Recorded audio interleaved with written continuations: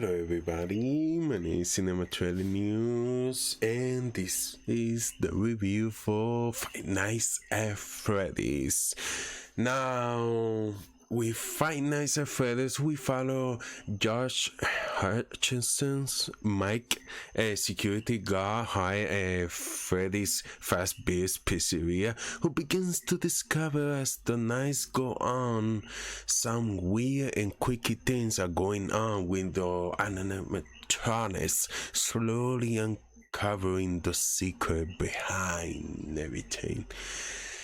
Now, with myself, when it comes to Five Nights at Freddy's, I always consider myself a casual fan.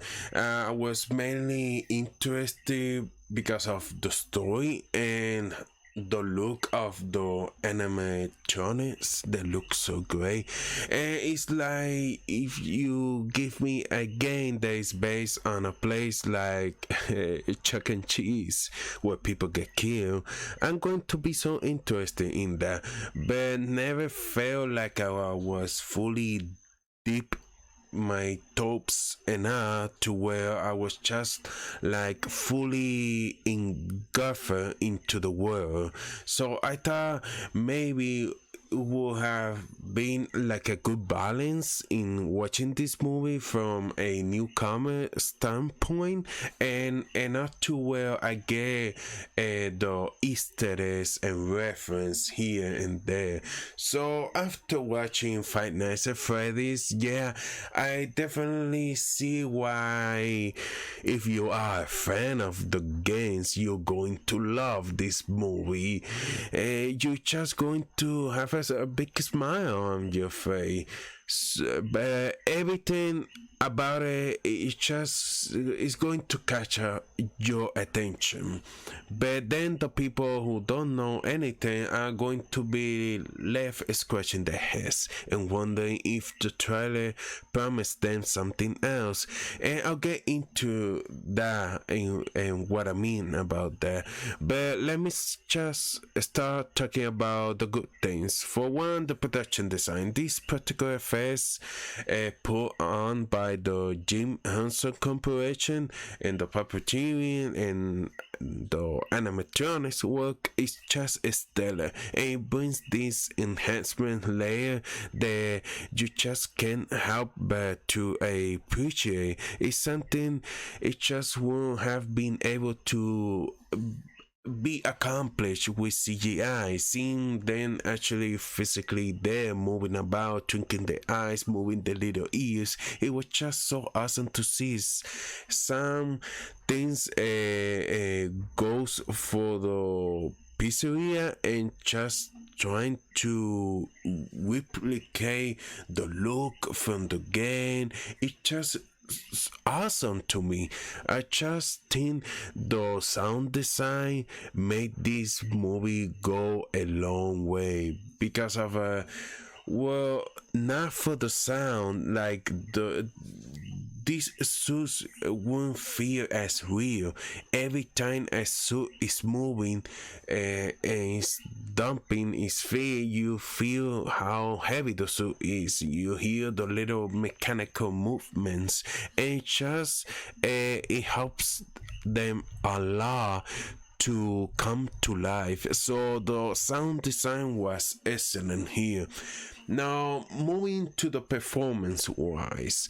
Now, I really like Josh Hutcherson in here. In fact, I think they did a lot of things with Mike, with his character, I was not expecting. And there's a big thing with Mike about guilt, obsession, and he has this theory involving dreams and all of that. I found actually really fascinating with the film, and I don't even know if that's ever been part of the games, but the way the story carries it out, then like the guilt and how it relate to his sister Abby, that was kind of the best part of the movie for me. I think they handled that really well. And when it came to the Easter eggs and reference and fan service, oh, that is the thing that's going to really separate people who enjoy this and just don't enjoy the movie. I was someone who knew to catch a couple of things here and there, but there were one or two things that I didn't know because I'm a casual fan to this. Now, this brings me to the things I was mixed or negative about the film. So starting things off, as a Five Nights at Freddy fan, you know that the story is convoluted. It goes all over the place, and it's no different here in the movie. They tries to smashing together the storyline of the first three games, and they do throw a few twists and turns that aren't from the games that might catch fans off guard, for better or worse.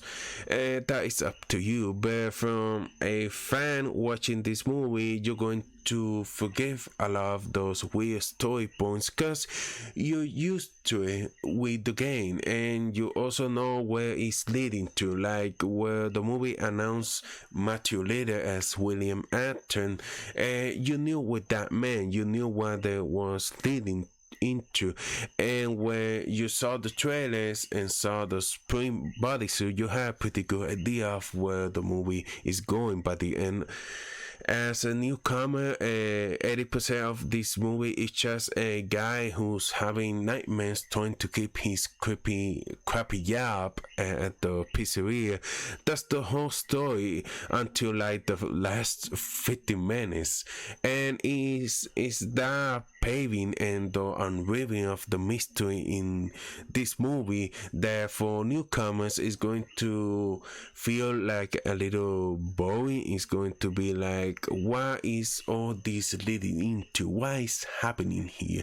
Because again, if you are someone interested in watching this movie and seeing what the hype is about, the trailers promising killer robbers and animatronics, right? So when you see the movie and the robbers aren't that killer, is the more cuddly, friendly, and goofy, you scratch your head and go, is this the movie I was promised? But again, as a fan, you forgive it because you understand the story, the context from the games, and you can feel those holes for the movies.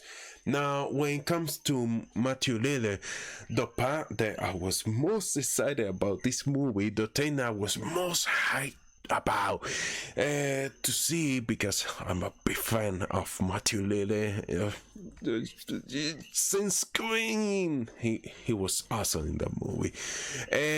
It's been so long since Matthew Lillard was caught in some sort of a villainous role, and in my mind, watching him go crazy for a little bit, and man, when those moments happen, I was smiling. I was so happy with those moments. It just sucks that they were only like 3 or 4 minutes long. Matthew Lillard is so underutilized in this movie. I would not be surprised if you told me it only took him 3 days to film all his scenes.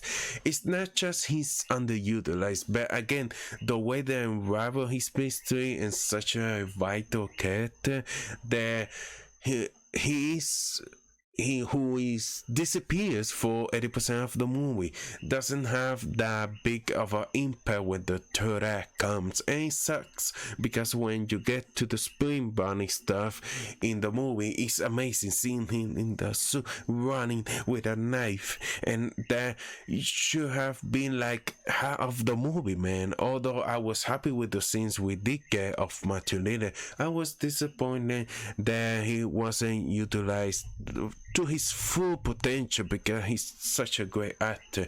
Now, Elizabeth Liam, who plays Vanessa here, I feel is going to be a very mixing character, even for fans of the franchise.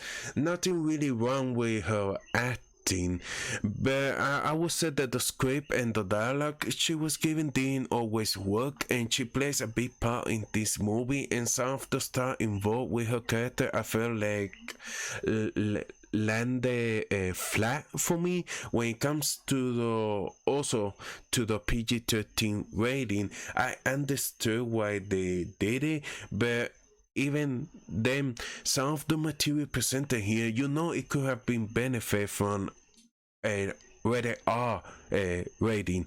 Could have made things a lot more fun, a lot more entertaining, a lot more bloody, and also the film isn't that scary. But I do think they are going to learn from this entry, and maybe can make the next one a lot more scary and more appealing to a larger audience. I'm very interested to capture to people who don't even know the games here, because I think that if you know just a little bit about the game, I think there's going to be a lot more enjoyment for you with this film. But so I think that there's a clever way to approach this. Also, a big shout out to the director here. I think she did a fantastic job directing the movie. I really like it a lot, but I think the fans of the franchise are going to really love this film. If you have never played the games, I think you can either really enjoy it or come out really disappointed, especially after seeing like what the trailers promise you.